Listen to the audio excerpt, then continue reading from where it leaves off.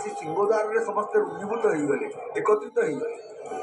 महाप्रभु पचारे जगन्नाथ स्वामी कहे कौन से चाहते जो महाभारत युद्ध है आम प्रचुर बलि पाई आम असंतोष व्यक्त करमती पुणी आम आमर दाबी पूरण हो महाप्रभु ताले आम कौन कर कौन खाइबू आम कौन घोड़े घोड़े आस यही सिंहद्वार तुम मैंने अदृश्य भाव में अवस्थान कर खाली तुम मान कथा बुझी ता नुह मोर सारथी मानकर तृषा अच्छी मोर अश्वमानकर पिपाशा पूर्ण बेश हम राजराजेश्वर बेश हम ता परदिन तुम मान समस्त तृप्ति दान करी समस्त तृप्तिर व्यवस्था कर सब खंजा जाए कारण परिपूर्ण भाव में समाहित कर सेवक मान सेवक मान से पिंडी बांधी बाघ मुहा बांधी कहीं काले केतबेले कथन कथन पर्याय पड़े आसे जो आप देखिए ये देख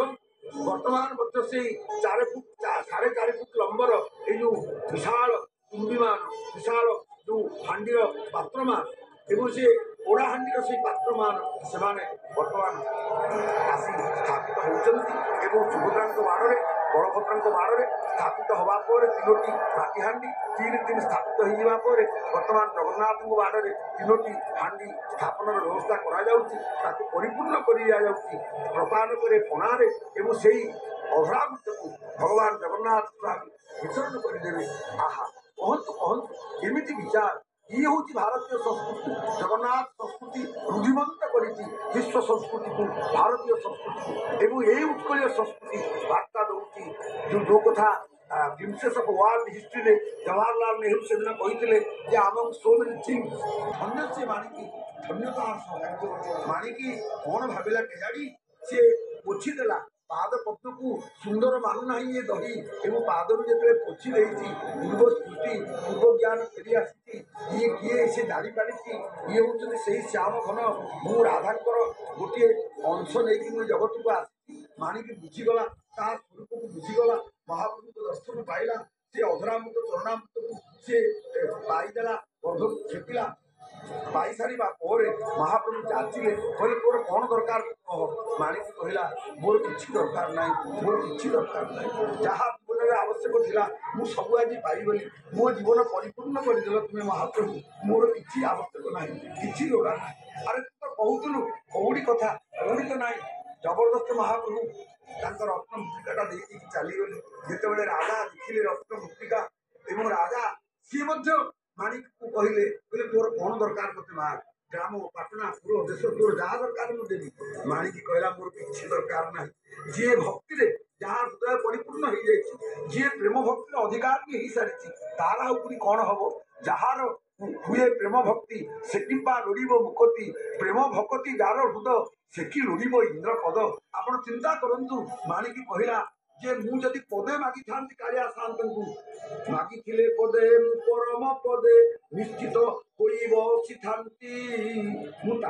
मागी पारि ना माणिकी बोला किस मागी तुम्भू हे गजपति हे ठाकुर राजा मु तुमको कौन मागी माणिकी बोला किस मागी तुम्भू मागी तो पार्ली ना बेली राउत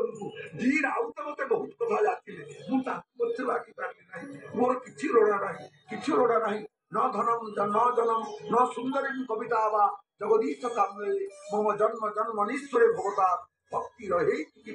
भक्ति रहे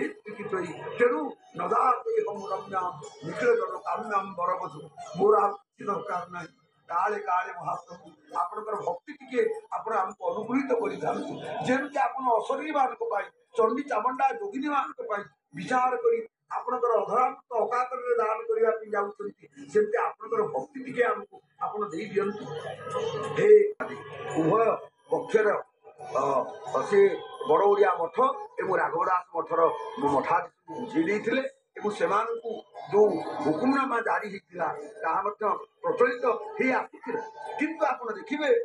जे जहाँ जना जा राघवदास मठ हुकुमनामा मते रथ पाई 6 हांडी अधर वर्षे देले ता पर वर्ष बड़ ओडिया मठ 2टी रथ पाई 6 हांडी अधरपणा देउथिले तेबे परवर्ती काल में केउ मसीहारू यही परंपरा बदलिला से कथा तो वर्तमान कह जाई पारुना तेबे आउ 3 हांडी अधरपणा राजा को ଇଷ୍ଟେଟ୍ ପକ୍ଷରୁ ଦିଆଯାଉଥିଲା ବୋଲି ଜଣାପଡ଼ୁଛି। ବର୍ତ୍ତମାନ କିନ୍ତୁ ରାଜାଙ୍କ ଇଷ୍ଟେଟ୍ ପରିବର୍ତ୍ତେ ଶ୍ରୀମନ୍ଦିର ପ୍ରଶାସନ 3 ହାଣ୍ଡି ଅଧିକ ଅଧରପଣା ଦଉଛନ୍ତି। ଆପଣମାନଙ୍କୁ କୁହା ସରିଛି ଯେ ଯୋଉ ପଞ୍ଚୋପଚାର ରହିଛି ଆପଣମାନେ ଜାଣିଛନ୍ତି। ଦେଖନ୍ତୁ ଆମର ସୁପକାର ସେବକମାନେ ପଣା ପ୍ରସ୍ତୁତ କରୁଛନ୍ତି। ଯେମିତି କନ୍ଦକୁ, ଯେମିତି ମହୁକୁ, ଯେମିତି ଗୁଡ଼କୁ, ମିଶିରି ଖଣ୍ଡକୁ, ଶର୍କରା ବିଢ଼ି ଥାନ୍ତି ପିମ୍ପୁଡ଼ିମାନେ, ସେମିତି ଭକ୍ତମାନେ ବିଢ଼ି ରହିଛନ୍ତି ମହାପ୍ରଭୁ। ଆହା, ଆପଣମାନେ ଦେଖୁଛନ୍ତି ଚଦରର ବାର ଦିଆଯାଇଛି। ସେ ସମ୍ପର୍କରେ ଆପଣମାନଙ୍କୁ ବିଷୟ ବିବରଣୀ ମଧ୍ୟ ଆମେ ଦେଇଛୁ। କାହିଁକି ନା ଆଗତୁରା ଯଦି ଏ ଚଦରର ବାରଟି ନ ରହିବ ତାହେଲେ କ'ଣ ହବ ନା ଜଗନ୍ନାଥଙ୍କର ଶ୍ରୀଅଙ୍ଗରେ ଛିଟିକି ପଡ଼ିବ, ବଳଭଦ୍ରଙ୍କର ଶ୍ରୀଅଙ୍ଗରେ ଛିଟିକି ପଡ଼ିବ, ସୁଭଦ୍ରାଙ୍କ ଶ୍ରୀଅଙ୍ଗରେ ଛିଟିକି ପଡ଼ିବ। ତେଣୁ ଭିତରଛ ଆପଣ ଦେଖୁଛନ୍ତି ମହାପ୍ରଭୁଙ୍କ ସାମ୍ନାରେ ଅଛନ୍ତି, ତଳୁଛ ମହାପାତ୍ର ବଳଭଦ୍ରଙ୍କ ସାମ୍ନାରେ ଅଛନ୍ତି ସେପଟେ, ଏବଂ ପାଳିଆ ପୁଷ୍ପାଳକ ମା ସୁଭଦ୍ରାଙ୍କ ସାମ୍ନାରେ ମଧ୍ୟ ରହିଛନ୍ତି। ଏବଂ ସେମାନେ ଆପଣ ଦେଖିବେ ଏଇ ଯୋଉ ଚଦରର ବାରଟା ଦେଇଛନ୍ତି, କାହିଁକିନା ଆଉ ଅଳ୍ପ ବ୍ୟବଧାନ ଭିତରେ ଯେତେବେଳେ ୟାକୁ ସମର୍ପଣ କରିବେ ପଣ୍ଡା ସାହାନ୍ତେ ଏବଂ ତାପରେ ଉତ୍ସର୍ଗ ମଧ୍ୟ ହବ, ଏ ହାଣ୍ଡି ଭାଙ୍ଗି ଦିଆଯିବ, ସେତେବେଳେ ମହାପ୍ରଭୁଙ୍କର ଶ୍ରୀଅଙ୍ଗକୁ ସୁରକ୍ଷା ଦେବା ପାଇଁ ଏମିତି ବ୍ୟବସ୍ଥା ମଧ୍ୟ କରାଯାଇଛି। ତେବେ ଆପଣମାନଙ୍କୁ ମୁଁ ଯୋଉ କଥା କହୁଥିଲି ଯେ ପଞ୍ଚୋପଚାର ଗନ୍ଧମ ପୁଷ୍ପମ ତଥା ଧୂପମ ଦୀପମ ନୈବେଦ୍ୟମେବ ଚ ଏତେ ପଞ୍ଚୋପଚାରାଶ୍ଚ କୈବଲ୍ୟ ଫଳଦାୟିନଃ। ତେଣୁ ଏଇ ଯୋଉ ପଞ୍ଚ ଉପଚାର ବିଶେଷ କରି ଆପଣ ଦେଖିବେ ଗନ୍ଧ, ପୁଷ୍ପ, ଧୂପ, ଦୀପ, ନୈବେଦ୍ୟ, ଯଦି ୟା ସହିତ ଆପଣ ଆଉ 5ଟିକୁ ମିଶାଇ ଦେବେ ଅର୍ଘ୍ୟ, ପାଦ୍ୟ, ଆଚମନ, ସ୍ନାନ, ବସ୍ତ୍ର, ସେ ହେଇଯିବ 10 ଉପଚାର। କିନ୍ତୁ ଯଦି ଆପଣ ଦେଖିବେ 16 ଉପଚାର ଆସନ, ସ୍ୱାଗତ, ପାଦ୍ୟ, ଅର୍ଘ୍ୟ,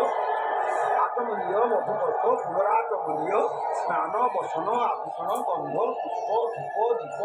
ନୈବେଦ୍ୟ ଏବଂ ଶେଷରେ ସ୍ତୋତ୍ରପାଠ, ଇଏ ହେଉଛି 16 ଉପଚାରର କଥା। ତେବେ ମହାବିଷ୍ଣୁଙ୍କର ଏଇ ଯୋଉ ପୂଜକ ବିଶେଷ କରି ପୂଜା ପଣ୍ଡା ଆପଣ ଦେଖିବେ ଏ ଯୋଉ ପୂଜନ ବିଧି ମହାବିଷ୍ଣୁଙ୍କର ବିଭିନ୍ନ ପୀଠରେ ଆପଣ ଦେଖିବେ ଏଇଟା 2 ପ୍ରକାରର ଅଛି। ଗୋଟିଏ ହେଉଛି ବୈଖାନସ ଏବଂ ଗୋଟିଏ ହେଉଛି ପାଞ୍ଚରାତ୍ର। ବୈଖାନସ ଆଗମରେ ପୂଜା ନିମନ୍ତେ